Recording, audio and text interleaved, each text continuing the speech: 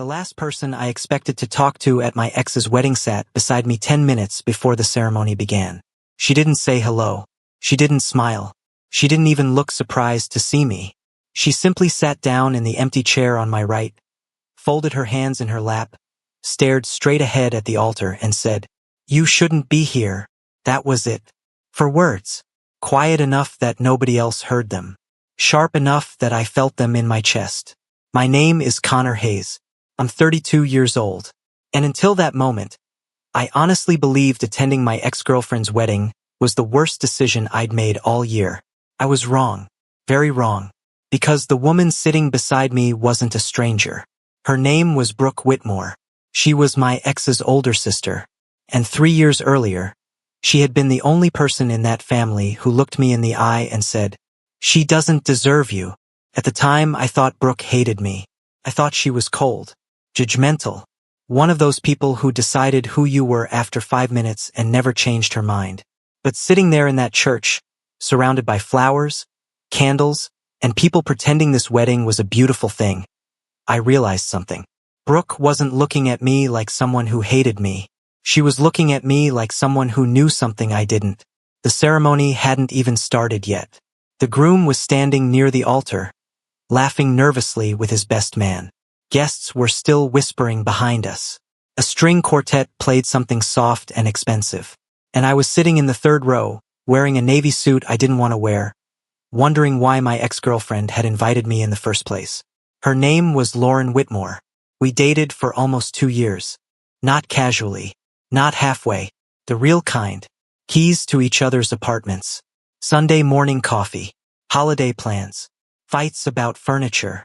The kind of relationship where people stop asking if you're serious because everyone already knows. Then one afternoon, Lauren ended it in a restaurant parking lot. No big fight. No cheating confession. No dramatic speech. Just tears. A shaking voice. And the sentence people use when they're trying to sound kind while destroying you. "I don't think we're right for each other anymore." I remember standing there while cars pulled in and out around us. I remember her crying. I remember thinking that if she cried hard enough, maybe it meant she still loved me. That's the kind of stupid hope heartbreak gives you. For months after that, I told myself she'd come back. She didn't. Instead, she got engaged to another man 8 months later. His name was Daniel. And when the wedding invitation arrived, I stared at it for a full minute before laughing. Not because it was funny, because I couldn't believe she had actually sent it. A cream-colored envelope. My full name written in careful handwriting. A polite little card inviting me to watch the woman I once thought I'd marry promise forever to someone else. I should have thrown it away. Any normal man would have. Instead, I texted her. "Why did you invite me?" She responded 3 hours later. "Because you were an important part of my life. I hope we can be adults about this." Adults. That word annoyed me more than it should have. Because adults are supposed to do things with dignity. So I said yes. Not because I wanted to go. Because some proud, damaged part of me wanted to prove I was fine. That was the first mistake. The second mistake was arriving early. If I had walked in with the crowd, maybe Brooke never would have had the chance to sit beside me. Maybe she never would have said what she said. Maybe the entire day would have gone differently. But I arrived 10 minutes too early. And now Brooke Whitmore was sitting beside me, looking like she had been waiting. I turned toward her. What does that mean? She didn't look at me. Exactly what it sounds like. Brooke. Now she looked at me. Her face was calm, but her eyes weren't. Her eyes were tired, angry, worried. "Connor, I'm serious." "So am I." I lowered my voice. "Why shouldn't I be here?" Before she could answer, the music changed.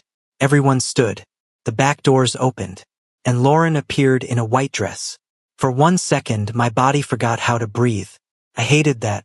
I hated that after all this time, after everything, after the breakup and the engagement and the months of convincing myself I was over it. Seeing her still did something to me. She looked beautiful. Of course she did. Lauren always knew how to look like the center of a room. But then I noticed something strange. She wasn't looking at the groom. She wasn't looking at the guests. She was looking at me, just for a second. A quick glance. Small enough that nobody else would care. But Brooke saw it. I knew she did because her jaw tightened beside me.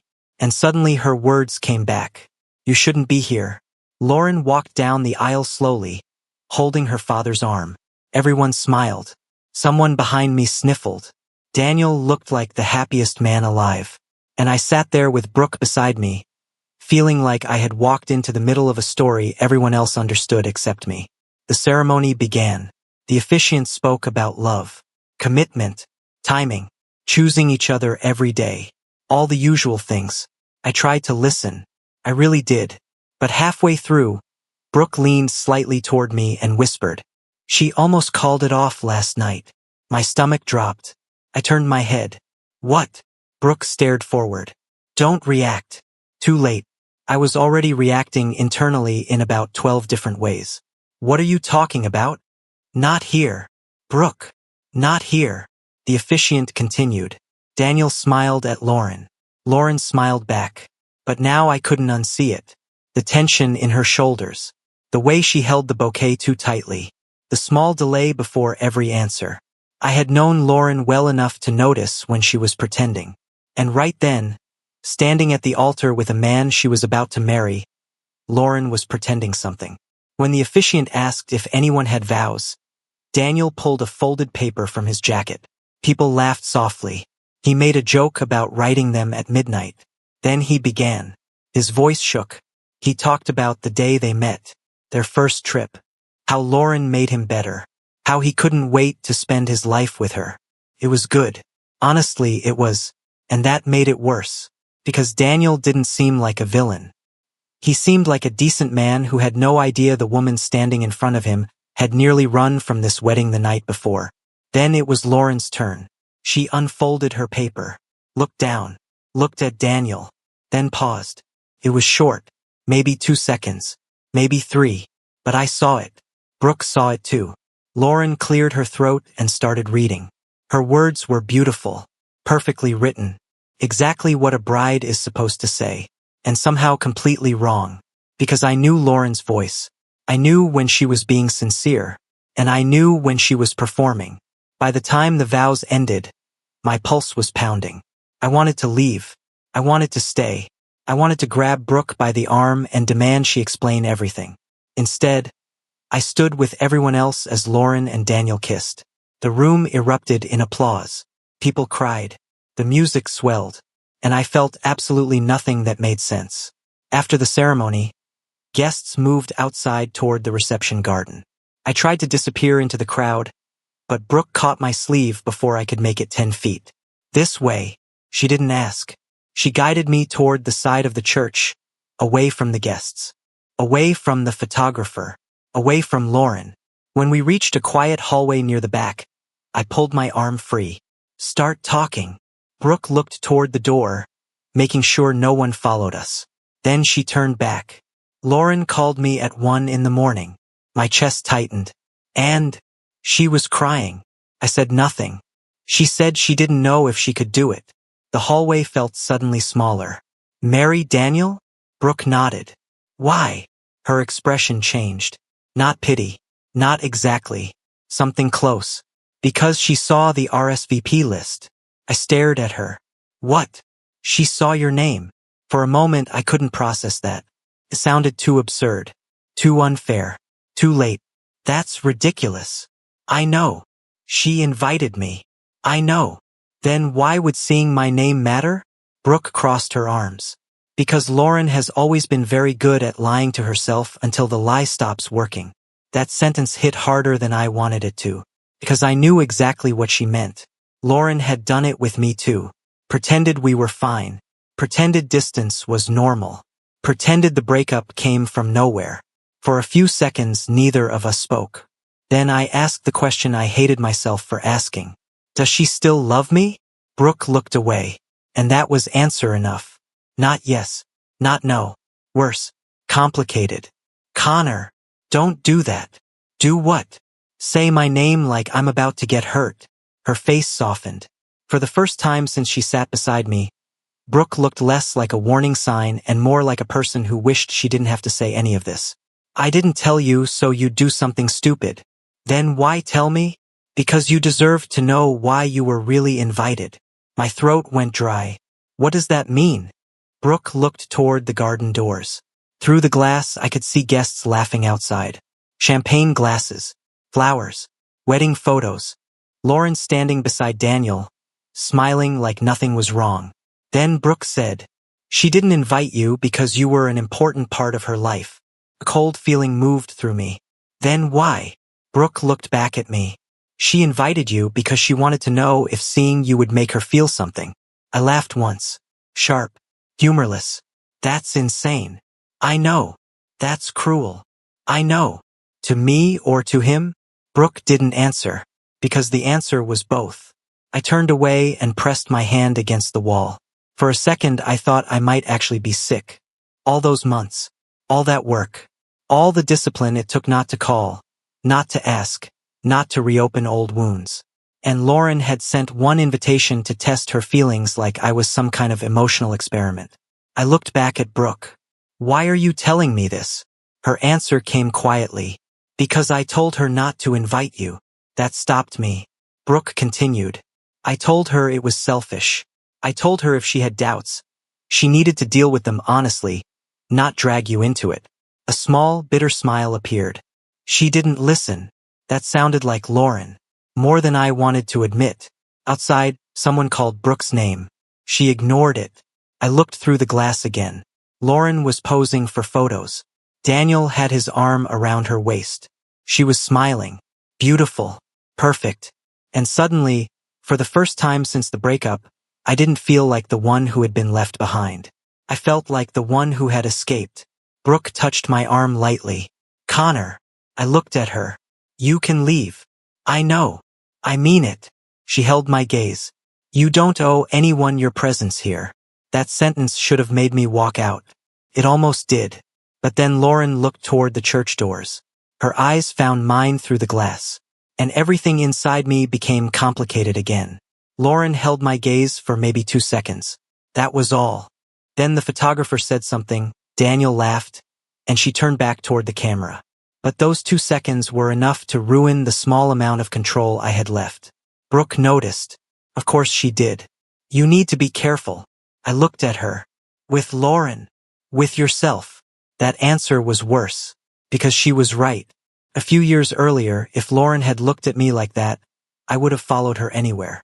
I would have mistaken uncertainty for love, guilt for longing, fear for destiny. That was the kind of man I used to be with her. The kind who accepted crumbs and called them signs. I didn't want to be that man anymore. The reception started half an hour later in the garden behind the church. White tables, string lights, soft music, people drinking too early and laughing too loudly. Everything looked beautiful in the way expensive weddings always do. I found my assigned table near the back. Unfortunately, Brooke was sitting there too, right beside me. Again, I looked at the seating card, then at her. "Did you arrange this?" "No. That was too fast." She sighed. "Fine. Yes." I almost laughed. "Why?" "Because I didn't trust you to sit alone." "That's insulting." "It's accurate." "Fair." For the first 20 minutes, we barely spoke. Dinner was served. Speeches began. Lauren's father cried during his toast. Daniel's brother told a story that went on too long. Everyone smiled. Everyone clapped. Everyone acted like love was simple. Then Lauren stood to thank the guests. I didn't want to look at her. I did anyway. She thanked her parents, Daniel's family, her bridesmaids, everyone who traveled. Then her eyes moved across the crowd and landed on me. Again. This time she didn't look away immediately. Brooke whispered beside me, "Don't." I hadn't moved. "I didn't do anything." "You're thinking. Am I not allowed?" "Not about her." That made me turn. There was something in Brooke's face now. Not jealousy. Not anger. Something stranger. Concern, maybe. Or disappointment. Like she'd watched this exact pattern before and was tired of seeing it repeat. After the speeches, guests moved toward the dance floor. I stayed seated. Brooke did too. For a while we watched in silence. Then she said, "I hated you, you know?" That got my attention. "You hid it well." "No, I didn't." I smiled despite myself. "No, you really didn't." For the first time all day she laughed. A small laugh. Unexpected. It changed her face completely. Brooke Whitmore looked younger when she laughed. Less guarded. Less like someone carrying a family secret in both hands. Why did you hate me? She stared at the dance floor. Because you made her happy. That wasn't the answer I expected. I waited. Brooke continued. And she didn't know what to do with that. The music slowed. Couples moved closer together. Lauren and Daniel danced in the center of the floor. Beautiful. Careful. Photogenic. I used to think you were the problem, Brooke said. I thought maybe if you weren't around, Lauren would stop questioning everything. I looked at her. And then you were gone. She finally turned to me. And she kept questioning everything. I didn't know what to say to that. Brooke's eyes softened. That's when I realized you weren't the problem. Across the dance floor, Lauren laughed at something Daniel said. It looked real. Maybe it was. Maybe that was the worst part. People are rarely one thing. Lauren could love Daniel and still wonder about me. She could miss me and still marry him. She could be cruel without intending to be. That didn't make it hurt less. But it made it harder to hate her. A few minutes later, Brooke stood. Come on. I looked up. Where? You're dancing with me. No. Yes. Absolutely not. She held out her hand. Connor. If you sit here staring at my sister all night, I'm going to lose respect for both of us. That was direct. Very Brooke. I should have refused. Instead, I took her hand. And for the first time that day, I stopped looking at Lauren. Brooke was a terrible dancer. That was the first thing I discovered. The second was that she knew it. You're stepping on my shoes. I've stepped on your shoes twice. 3 times. You're counting. I'm protecting my investment. She rolled her eyes. For the first time all day, the knot in my chest loosened slightly. Not completely. Just enough to breathe. The music drifted through the garden while couples moved beneath strings of lights. Around us people laughed and talked. The wedding continued. Life continued. Funny how that works. No matter how dramatic your personal crisis feels, someone nearby is still ordering dessert. Halfway through the song, Brooke looked at me. Can I ask you something? Depends. Do you still love her? There it was. The question. The one nobody had asked directly. The one I'd been avoiding since I arrived. Could have lied. Maybe I should have. Instead, I said, I don't know. Brooke studied my face. That's not true. I sighed. Fine. The music continued. Lauren and Daniel spun slowly across the dance floor. I looked away, then answered. I think I love the version of her that existed before everything fell apart. Brooke didn't interrupt. I think I love the future I thought we were going to have. A pause. But Lauren, I shook my head slowly. I don't know if I even know who she is anymore. For several seconds, Brooke said nothing. Then she nodded. That's probably the healthiest thing you've said all day. Coming from her, that felt like a compliment. When the song ended, we stepped away from the dance floor. I expected Brooke to return to her table. Instead, she pointed toward a small path leading away from the reception. Walk with me. Is everyone in your family this bossy? Only the women. That sounded accurate. We followed the path behind the venue. The noise of the reception faded. The air felt cooler away from the lights. For a while, neither of us spoke. Then Brooke surprised me. You know why Lauren and I are so different? I've wondered. She smiled faintly. Our parents divorced when I was 16. I waited. Lauren was 12. The pieces started connecting immediately. She took it harder? Brooke nodded. Much harder. The gravel crunched beneath our shoes. After that, Lauren became obsessed with certainty. I frowned. What does that mean? It means she hates ambiguity. Brooke shoved her hands into her coat pockets. If she's unhappy, she convinces herself she's happy. That sounds exhausting. It is. We kept walking. She stays in relationships too long. Brooke continued. She stays at jobs she hates. Another step. She keeps promises she should break. Then she looked directly at me. And she leaves people only after she's convinced herself there's absolutely no other choice. That one hurt, because suddenly the breakup made more sense. Not better. just clearer. I thought about the day Lauren ended things. How tired she'd looked. How long she'd hesitated before speaking. How she'd cried harder than I had. At the time I'd thought she stopped loving me. Maybe it wasn't that simple. Maybe she'd spent months fighting herself first. Why are you telling me all this? Brooke laughed softly. Because someone should. We stopped near a wooden fence overlooking the river. The reception lights glowed in the distance. Music drifted through the darkness. For a moment, everything felt strangely peaceful. Then a voice behind us said, "I wondered where you two disappeared to." My stomach dropped. I knew that voice. Lauren. Of course. I turned around. She stood a few feet away, still wearing the wedding dress, still carrying that perfect smile. Except now the smile looked tired. Very tired. Brooke muttered something under her breath. Probably a prayer. Or a curse. Hard to tell with her. Lauren looked at her sister first. Then at me. The silence stretched. Finally, she spoke. "Can I talk to Connor alone?" Brooke immediately answered. "No." Lauren blinked. "Brooke." "No." I almost laughed. Even Lauren looked irritated. "You're being ridiculous." "Am I?" The sisters stared at each other. Years of history moving between them without words. Then Lauren looked at me. Not Brooke. Me. Connor. The choice landed directly in my lap. And suddenly I realized something. For the first time in years, I wasn't waiting for Lauren to decide what happened next. I was the one who got to choose. Lauren waited. Brooke crossed her arms.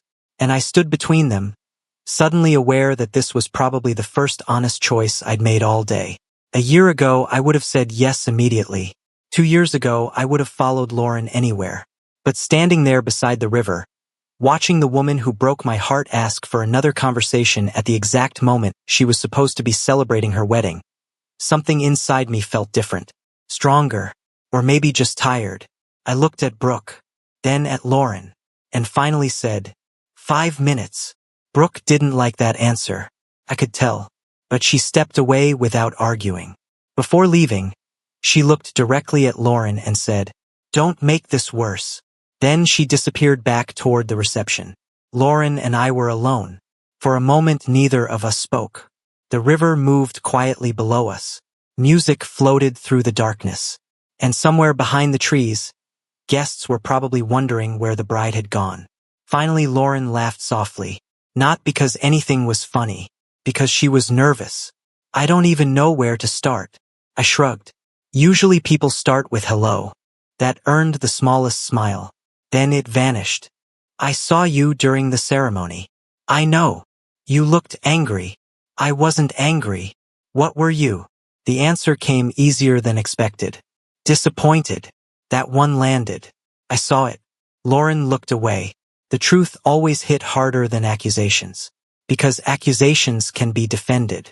Truth usually can't. She wrapped her arms around herself. "I never wanted to hurt you." I almost laughed. Not because she was lying. Because everyone says that. Nobody wants to hurt anyone. They just do. "I believe you." Her eyes lifted. "Really?" "Yeah." A pause. "But you still did." The silence that followed felt heavy. Lauren stared toward the river. "You know what's funny?" I doubted it was funny. "What?" "I thought seeing you today would make things clearer." There it was. The invitation. The real reason. No more pretending. I nodded slowly. "And did it?" She closed her eyes. For a second, she looked exhausted. Completely exhausted. Then she opened them again. "Yes." My chest tightened. I hated myself for asking the next question. But I asked anyway. "And?" Lauren looked directly at me. Not at the ground. Not at the river. At me. It made me realize I was remembering a life that doesn't exist anymore. For several seconds I just stood there, processing, because that wasn't the answer I expected. Part of me had feared she'd say she made a mistake. Part of me had feared she'd say she still loved me. Part of me had feared I'd want to hear it. Instead, she smiled sadly. "I spent months wondering." The wind moved through the trees. "I kept replaying everything." She laughed once. "I think I remembered our relationship better than it actually was." I knew exactly what she meant, because I'd done the same thing. The human brain is incredible at editing out the bad parts. Turns heartbreak into nostalgia. Turns loneliness into destiny. Turns memories into myths. Lauren took a slow breath. Seeing you today. Her voice softened. It reminded me you're real. I frowned. That's a strange thing to say. I know. A small smile appeared. But it's true. She looked down. You're not the fantasy version of you I've been carrying around. Another pause. You're just Connor. Somehow that felt like the nicest thing she'd said all day. Not perfect Connor. Not lost soulmate Connor. Just Connor. The real one. Then Lauren wiped at the corner of one eye. And that's when I realized something. I waited. I don't want the life we almost had. The words should have hurt. Instead, they felt strangely peaceful. Because for the first time since the breakup, she wasn't talking to the version of me she'd invented. She was talking to me, and I believed her. Lauren laughed softly through the tears. I think I invited you hoping for an answer. You got one. She nodded. Yeah. I looked toward the reception. The lights. The music. The people waiting for her. What about Daniel? Her smile changed immediately. Warmer. Real. And suddenly I understood. Not because of what she said. Because of how she looked when she said his name. I love him. Simple. Immediate. No hesitation. Nothing like the uncertainty I'd seen all day. I was scared. She admitted it quietly. Terrified, actually. The confession seemed to cost her something. But being scared isn't the same thing as being wrong. I thought about that, then nodded. That's true. For a moment we simply stood there. Two people who had once imagined a future together. Two people who had survived not getting it. Lauren stepped forward, then hugged me, briefly. Nothing dramatic. Nothing romantic. Just goodbye. The kind goodbye we probably should have had years ago. When she stepped back, her eyes were wet. Mine probably were too. Thank you. I smiled. For what? For showing up. That made me laugh. You almost ruined your wedding because I showed up. She laughed too. Maybe. Then she shook her head. No. Her voice became softer. I think I needed to know I could see you and still move forward. The strange thing was, I needed that too. Lauren looked toward the reception. Then back at me one last time. Goodbye, Connor. Not see you later. Not let's stay friends. Not anything complicated. Just goodbye. And somehow it felt perfect. I watched her walk away toward the lights. Toward the guests. Toward Daniel. Toward the life she'd chosen. And for the first time in 3 years, I didn't want to stop her. When she disappeared into the crowd, a voice behind me said, well, I turned around. Brooke, of course. She had probably been waiting nearby the entire time. You eavesdropping? Absolutely. I laughed. She smiled, then looked toward the reception. How are you? The question surprised me, mostly because she genuinely wanted the answer. I thought about it. The breakup, the wedding, the invitation, the conversation, the years I'd spent carrying a story that no longer existed. Then I looked at Brooke and smiled. Honestly, she nodded. For the first time all day, the answer felt easy. I think I'm finally leaving. Brooke stared at me for a second. Then she nodded, like she'd been waiting to hear exactly that answer. Good. We started walking back toward the reception. The music grew louder with every step. The lights seemed brighter now. Or maybe I was just seeing them differently. Funny how quickly perspective changes. A few hours earlier, this wedding felt like a wound. Now it felt like someone else's story.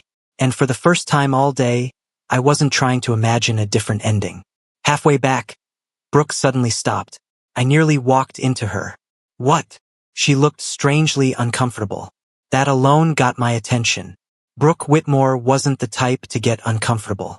She was usually the person causing it. What? I repeated. She sighed. I owe you an apology. Now I knew something was wrong. For what? For a lot of things. That answer surprised me enough to stay quiet. Brooke shoved her hands into her coat pockets. When Lauren ended things, I blamed you. I frowned. You already told me that. I know. She looked away. But I never told you why. The reception lights reflected in her eyes. I thought if you disappeared, Everything would become easier. A small laugh escaped her. It turns out life isn't that convenient. No, it really isn't. For a moment we stood there listening to distant music. Then Brooke continued. After the breakup, Lauren was miserable. I looked down. Part of me didn't want to hear that. Another part always had. I told myself she'd get over it. She shook her head. Then months passed. Another pause. Then a year. She smiled sadly. And somehow she still compared every relationship to the one she lost. That wasn't satisfying to hear. Not anymore. A few years ago, maybe. Back then it would have felt like proof. Victory.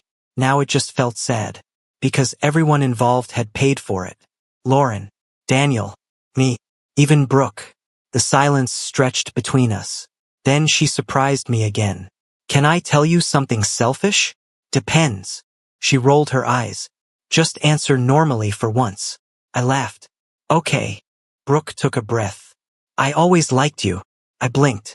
What? She immediately groaned. Not like that. Good. Connor. I'm kidding. No, you're not. Fair. She smiled despite herself. Then looked back toward the reception. I liked who you were with Lauren. The honesty in her voice made me pay attention. You made her calmer. I said nothing. You made her less afraid. Another pause. And after you left, she shrugged. She became Lauren again. That sounded far less complimentary than she intended. Apparently she realized it too, because she laughed. You know what I mean. I think I do. For the first time all day, neither of us felt like we were defending Lauren or blaming her. We were simply talking about a person, a flawed person, the same way we were both flawed, the same way everyone was. When we finally reached the reception, the first person I saw was Daniel. He was laughing with a group of guests near the bar. A few seconds later, Lauren appeared beside him. She slipped her hand into his. Natural, easy, comfortable. Daniel kissed her forehead. And something unexpected happened. Nothing. No jealousy. No anger. No regret. Just relief. Pure relief. Brooke followed my gaze. Then looked at me. You okay? I smiled. This time I didn't have to think about it. Yeah. And for the first time all day it was completely true. An hour later I said goodbye. I congratulated Daniel. He thanked me for coming. I wished Lauren happiness. She hugged me one last time. No tears. No unfinished conversations. No secret promises.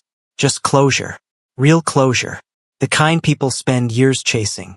As I walked toward the parking lot, I heard someone call my name. I turned. Brooke was jogging across the grass. Seriously? I asked.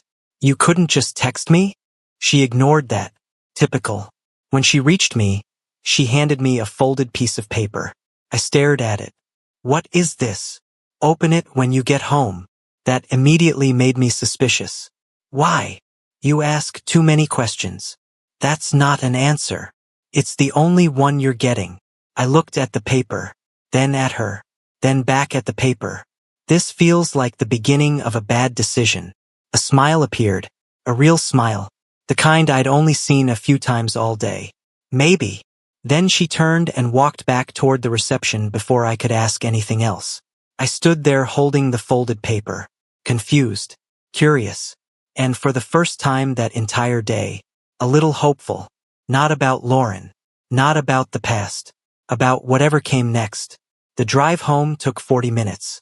For 39 of them, I didn't open the note, partly because I was focused on the road, mostly because I wasn't sure I wanted another surprise. That wedding had already given me enough. By the time I pulled into my apartment complex, it was almost midnight. The parking lot was nearly empty. The world had that quiet feeling cities get after everyone finally goes home. I sat in my car for a moment, then looked at the folded paper resting in the passenger seat. Fine. I picked it up, opened it, and immediately laughed, because it wasn't a dramatic confession. It wasn't a secret. It wasn't even a letter. It was a phone number. Underneath it, Brooke had written, "You spent 3 years waiting for the wrong person to call." Then, below that, "Try calling someone who actually showed up." I stared at the note, read it again, then a third time, and slowly started smiling, because that was the most Brooke thing Brooke had ever done. My phone buzzed before I could think too hard about it. A text. Unknown number. I opened it. Did you read the note yet? I laughed out loud. Actually laughed. Sitting alone in my car like an idiot. Then I typed. Maybe. 3 dots appeared immediately. Liar. I looked at the number again. Then typed. You planned that entire thing, didn't you? A reply arrived. Most of it. Including sitting next to me in the church? Definitely that part. I shook my head. You're insane. I've heard worse. I sat there smiling at my phone, and suddenly realized something strange. This was the first conversation I'd had all day that felt effortless. No history, no heartbreak, no ghosts, just a conversation. A normal one, the kind I'd forgotten existed. A minute later, another message arrived. For what it's worth, I'm proud of you. The smile disappeared, not because it was bad, because it hit harder than expected. I stared at the words, then finally replied, for surviving a wedding? A few seconds passed. Then, for letting go. That one stayed with me, long after the conversation ended, long after I went upstairs, long after I crawled into bed. Because the truth was, she was right. I had finally let go. Not of Lauren. That happened years ago. I had let go of the story, the fantasy, the version where everything worked out if I just waited long enough. The version where every heartbreak secretly leads back to the person who caused it. Real life wasn't like that. Sometimes the ending isn't getting someone back. Sometimes the ending is realizing you don't want to. The next morning, I woke up to another text from Brooke. Coffee. Saturday. 10 a.m. No question mark. No invitation. Just a statement. I laughed. Then typed. You know, normal people ask, right? Her response came instantly. Are you coming or not? I looked at the screen, then smiled. For the first time in years, I wasn't thinking about the woman I had lost. I was thinking about the woman who had been standing beside me the entire day. The woman who told me the truth when nobody else would. The woman who dragged me onto a dance floor when I wanted to feel sorry for myself. The woman who saw me clearly. And somehow, that felt like the beginning of a much better story. So I typed one word. Yes. And this time, I was actually looking forward to what happened next. The funny thing is, when I agreed to attend my ex's wedding, I thought I was walking into the worst day of my year. Turns out I was walking into the first day of the rest of it.